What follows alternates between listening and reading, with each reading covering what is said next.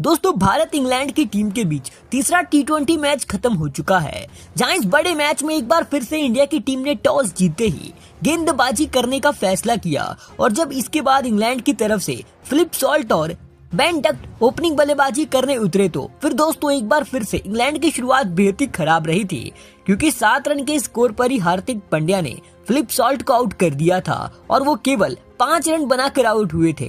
जहां उनके आउट होने के बाद बल्लेबाजी करने जॉस बटलर उतरे, लेकिन आज के मैच में बेन डक्ट काफी कमाल की बल्लेबाजी कर रहे थे। वो इस मैच में एक के बाद एक बेहतरीन चौके छक्के मार रहे थे।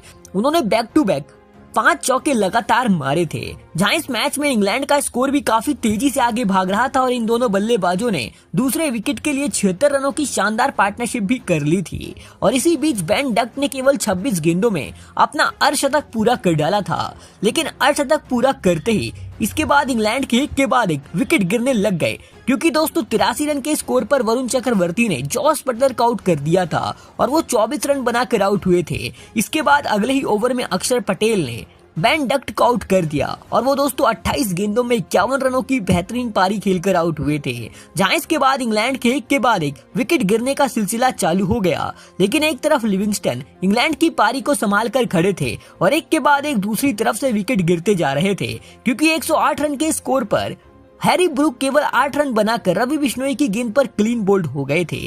इसके बाद जिमी शुमित भी केवल 6 रन बनाकर वरुण चक्रवर्ती की गेंद का शिकार बने थे और इसके बाद अगली ही गेंद पर जिमी ओवरटन बिना खाता खोले वरुण चक्रवर्ती की गेंद पर क्लीन बोल्ड हो बैठे।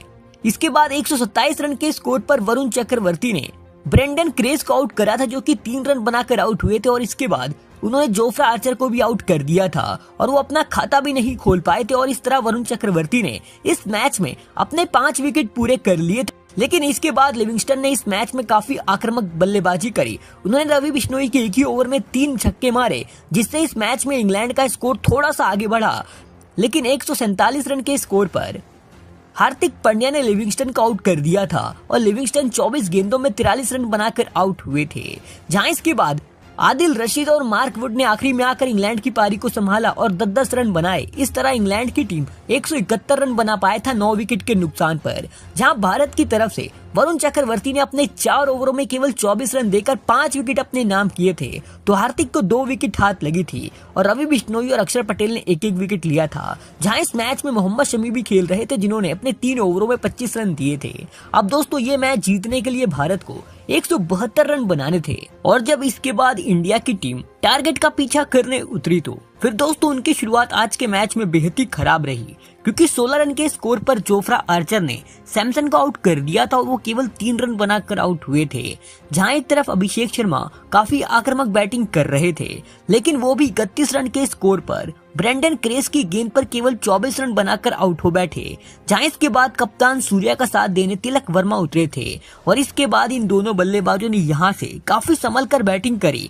लेकिन दोस्तों 48 रन के स्कोर पर मार्क वुड ने कप्तान सूर्या को आउट कर दिया था और सूर्या केवल 14 रन बनाकर आउट हो गए थे। जहां उनके आउट होने के बाद तिलक वर्मा भी 68 रन के स्कोर पर केवल 18 रन बनाकर आदिल रशीद की गेंद पर क्लीन बोल्ड हो बैठे। और दोस्तों इस मैच में भारत के एक के बाद एक विकेट गिरते जा रहे थे, तो एक तरफ हार्दिक पांड्या भारत की पारी को संभाल कर खड़े थे और काफी धीरे धीरे बल्लेबाजी कर रहे थे। लेकिन तभी 85 रन के स्कोर पर भारत को 5वां झटका जिमी ओवरटन ने देते हुए वॉशिंगटन सुंदर को आउट कर दिया और वो 6 रन बनाकर आउट हुए। इसके बाद दोस्तों हार्दिक का साथ देने के लिए अक्षर पटेल उतरे थे और इसके बाद जब ये दोनों बल्लेबाजी कर रहे थे तो एक के बाद एक भारत के ऊपर रन रेट बढ़ता ही जा रहा था। और इसी बीच अक्षर पटेल एक बड़ा शॉट खेलने के चक्कर में 123 रन के स्कोर पर जोफ्रा आर्चर की गेंद पर 15 रन बनाकर आउट हो बैठे।